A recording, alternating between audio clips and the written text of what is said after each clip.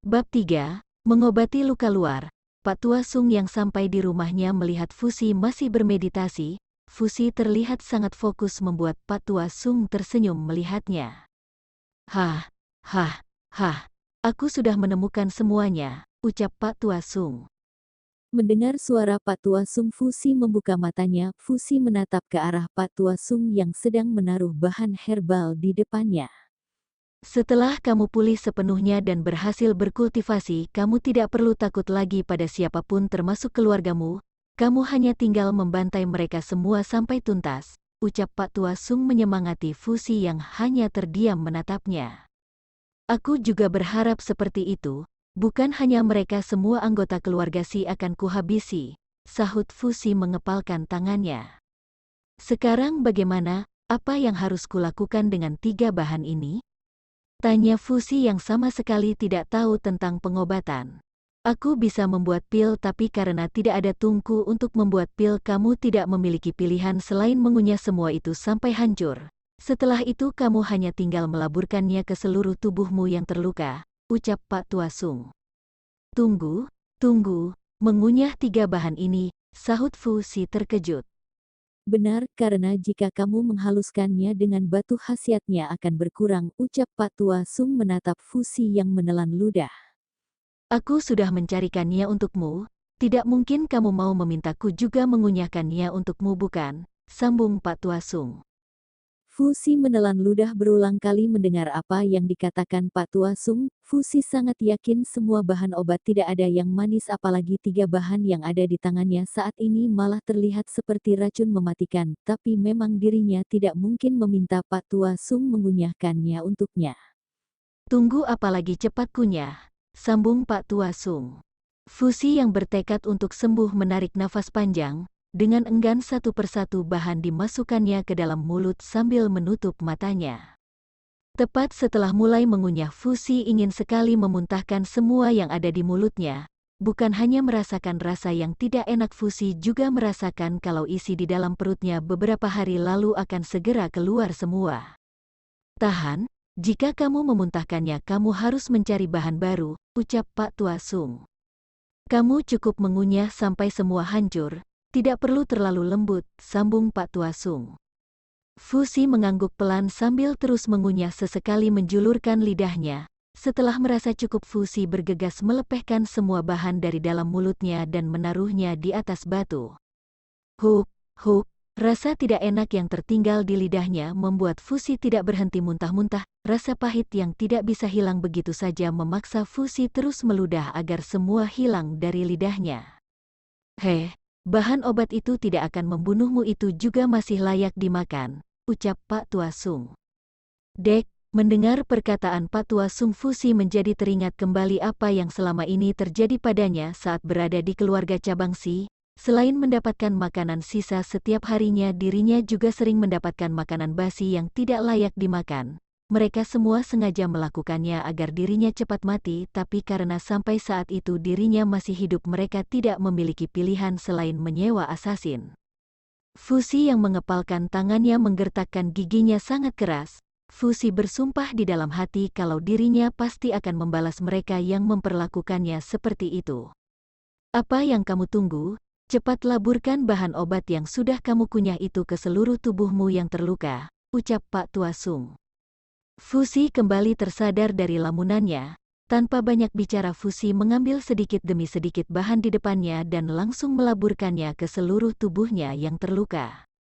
Setelah semua terlabur merata, Fusi kembali menyandarkan tubuhnya. Saat itu Fusi sangat berharap semoga dirinya cepat sembuh agar bisa membalas mereka semua. Fusi yang menunggu lukanya sembuh tanpa sadar tertidur pulas. Fusi seketika memperhatikan sekelilingnya dan mendapati dirinya tidak lagi berada di dasar jurang. Di mana ini? Fusi bertanya-tanya sendiri. Itu di alam bawah sadar kamu. Suara Pak Tua Sung mengejutkan Fusi. Fusi ingin bertanya bagaimana bisa dirinya mendengar suara Pak Tua Sung sedangkan dirinya Sid ini berada di alam bawah sadarnya sendiri. Perhatikan yang ada di depanmu, ucap Pak Tua Sung membuat Fusi yang kebingungan langsung melihat jurus ke depan. Tidak mungkin, sahut Fusi cukup terkejut. Fusi bahkan tak sadar kalau dirinya perlahan mundur setelah melihat wujud hewan spiritualnya yang sebenarnya. Hewan besar berwarna merah dengan tubuh yang dipenuhi sisik tertidur pulas seperti tidak menyadari kedatangannya. Itu seekor naga, sambung Fusi tidak percaya apa yang dilihatnya saat ini. Bukankah aku sudah bilang padamu kalau kamu memiliki hewan spirit suci, ucap Pak Tua Sung santai. Tapi kamu tidak mengatakan kalau wujudnya adalah naga, sahut Fusi. Kalau aku mengatakan roh hewan spiritmu adalah naga, memangnya kamu akan percaya? Sudahlah, aku membawamu masuk ke alam bawah sadarmu bukan tanpa sebab, coba kamu perhatikan sekelilingmu, ucap Pak Tua Sung. Fusi langsung memutar badan memperhatikan sekelilingnya. Saat melihat ada gumpalan darah yang cukup besar tidak jauh dari naga yang tertidur, Fusi merasa terkejut sekaligus kebingungan. Gumpalan apa itu? Tanya Fusi kebingungan. Pak Tua Sung yang merasa Fusi sudah cukup melihat semuanya langsung membawanya kembali keluar. Pak Tua Sung akan menjelaskan pada Fusi gumpalan apa yang ada di samping naga miliknya yang tertidur. Sebenarnya apa itu? Kenapa bentuknya seperti gumpalan darah? Bukankah aku sudah memiliki wujud lulang? Tanya Fusi berturut-turut tepat setelah membuka mata. Kalau kamu bertanya banyak, aku jadi bingung mau menjawab yang mana lebih dulu. Kalau begitu bagaimana jika aku menceritakan semua tentang rahasia di dalam tubuhmu? Ucap Fusi. Rahasia di dalam tubuhku? Sahut Fusi kembali kebingungan. Sebenarnya ada dua alasan kenapa keluargamu ingin menghancurkan darah hewan spirit yang ada di dalam tubuhmu. Alasan pertama dan utama karena ramalan dari Peramal mengatakan kalau kamu adalah anak istimewa yang memiliki roh hewan spirit terkuat. Alasan kedua karena kamu adalah anak dari istri pertama yang sudah mati, ucap Pak Tua Sung. Peramal hanya memberitahu kalau darah hewan spirit di tubuhmu akan membentuk hewan spirit terkuat tanpa menyebutkan kalau sebenarnya ada dua darah hewan spirit di dalam tubuhmu, sambung Pak Tua Sung. Ah, jadi itu juga roh darah hewan spirit, sahut Fusi. Aku belum selesai bicara, gumpalan darah yang kamu lihat tadi adalah naga pertamamu, dia yang melindungi naga adik kembarnya agar tidak hancur, itu yang membuatnya lebih dulu terbentuk sedangkan dia masih membutuhkan banyak energi untuk berubah bentuk, ucap Pak Tua Sung. Ternyata ada rahasia seperti itu di tubuhku. Aku memiliki dua naga kembar, tapi kamu mengetahuinya dari mana? Sahut Fusi, itu sebabnya kamu diperlakukan berbeda. Mereka saat ini pasti tidak mengira kalau bukan hanya hewan spirit di tubuhmu sudah terbentuk, tapi kamu memiliki satu lagi. Dan untuk aku mengetahuinya dari mana kamu tidak perlu tahu, ucap Pak Tua Sung. Apa ini berarti aku bisa menjadi orang terkuat? Tanya Fusi. Tentu saja, kamu bukan hanya akan menjadi orang terkuat di daratan China, kamu bahkan bisa menjadi kuat di seluruh dunia, sahut Pak Tua Sung. Mendengar ucapan Pak Tua Sung, Fusi tersenyum penuh semangat. Jika yang dikatakannya benar berarti dirinya bukan lagi sampah. Semua orang yang mengatakan dirinya sampah akan memakan perkataannya sendiri. Jangan senang dulu, walau memiliki hewan spirit naga kembar di tubuhmu, jika tidak berlatih kamu tetap akan menjadi sampah, kamu harus memulainya dari pelatihan awal, ucap Pak Tua Sung. Aku mengerti, mohon bimbingannya, sahut Fusi penuh semangat. Saat ini tubuhmu bahkan gumpalan darah naga dan nagamu sendiri sangat membutuhkan banyak energi, yang harus kamu lakukan adalah berlatih menyerap energi alam sebanyak mungkin, ucap Pak Tua Sung. Setelah itu aku baru bisa membantumu berlatih, sambung Pak Tua Sung disambut anggukan kepala oleh Fusi. Bab 4, mulai berkultivasi. Fusi yang kelelahan setelah menyerap energi alam segera tertidur setelah menutup mata. Di dalam mimpinya Fusi kembali teringat semua yang dilakukan keluarga Si padanya. Semua terjadi sejak dirinya masih kecil hingga dewasa. Mimpi menjadi satu seperti mengingatkan Fusi tentang penderitaannya selama ini. Tidak. Fusi berteriak sangat keras saat di mimpinya dirinya dipaksa memakan makanan basi sisa beberapa hari lalu. Fusi yang membuka matanya melihat langit sudah terang. Pak Tua Sung yang ada di sampingnya terlihat duduk bersila dan menutup matanya. Hah, hah, hah. Sambil mengatur nafasnya Fusi mengepalkan tangan penuh amarah. Fusi langsung bangkit berdiri tidak sabar ingin menjadi kultivator agar dirinya bisa membalaskan dendamnya. Pak Tua, mari kita mulai berkultivasi. Semakin cepat aku menjadi kultivator, semakin cepat aku bisa membalaskan dendamku. Aku ingin membuat mereka juga merasakan bagaimana rasanya makan makanan sisa yang sudah basi, ucap Fusi. Semangatmu sangat bagus. Tapi sebelum kita memulai pelatihan dasar kamu harus menjadi lebih tenang dulu, sahut Pak Tua Sung yang baru membuka matanya. Tarik nafas kamu dan buang secara perlahan, ulangi berkali-kali sampai kamu merasa benar-benar tenang, sambung Pak Tua Sung. Fusi mengikuti saran dari Pak Tua Sung. Setelah mengatur nafas berulang kali, Fusi bisa merasa lebih tenang dari sebelumnya, walau masih mengingat semua yang terjadi padanya. Karena kamu sudah merasa lebih tenang, kita akan memulai pelatihan dasarmu kembali. Kita akan membuka titik nadi spiritual lebih dulu, dengan begitu energi yang kamu serap akan mengalir ke setiap titik dan berputar di sana, ucap Pak Tua Sung. Baik, sekarang aku harus bagaimana? Tanya Fusi. Sama seperti saat kamu menyerap energi, kamu harus bersila dan tetap tenang. Setelah itu coba rasakan 10 titik nadi spiritualmu, ucap Pak Tua Sung menjelaskan. Jika kamu sudah bisa merasakan keberadaan 10 titik nadi spiritualmu, aku akan memberitahumu apa yang harus kamu lakukan, sambung Pak Tua Sung. Fusi yang menganggukkan kepala langsung mengikuti apa yang dikatakan Pak Tua Sung. Fusi duduk bersila dan mencoba merasakan keberadaan titik nadi spiritualnya. Bagi seorang pemula tanpa dibantu dari luar, merasakan nadi spiritual sedikit sulit. Fusi yang berusaha sangat keras membutuhkan banyak waktu untuknya bisa merasakan titik nadi spiritualnya. Setelah mencoba mencari selama lebih dari 3 jam, Fusi akhirnya bisa merasakan 10 titik nadi spiritualnya. Walau sudah bisa merasakan nadi spiritualnya, Fusi masih belum tahu apa yang harus dilakukannya sekarang. Nadi spiritualmu yang berjumlah 10 berada 2 di kaki, 1 di perut, 1 di dada, 2 di tangan, 4 di bagian kepala. Karena kamu sudah merasakannya, coba kamu buka satu persatu. Caranya sangat mudah, kamu hanya perlu memasukkan energimu sedikit demi sedikit ke setiap titik nadi spiritualmu, ucap Pak Tua Sung. Fusi yang mendengar perkataan Pak Tua Sung perlahan mencoba memasukkan energinya ke dalam titik nadi spiritualnya yang pertama. Saat energinya menyentuh nadi spiritual, Fusi tersentak. Perasaan yang tidak bisa dijelaskan terasa di tubuhnya saat ini. Yang kamu rasakan adalah hal biasa bagi pemula. Kamu harus menahan, tidak peduli seberapa sakit yang kamu rasakan. Karena jika gagal pertama, tidak ada kesempatan untukmu mengulanginya, ucap Pak Tua Sung. Pak Tua Sung sengaja membohongi Fusi agar lebih bersemangat. Walau gagal sekali mencobanya lagi dan lagi masih bisa, Pak Tua Sung membohongi Fusi juga supaya Fusi mencoba lebih keras lagi dalam berusaha. Fusi yang mendengar perkataan Pak Tua Sung mencoba tetap tenang. Tekadnya yang sudah bulat ingin membalas dendam sudah tidak bisa dirubah.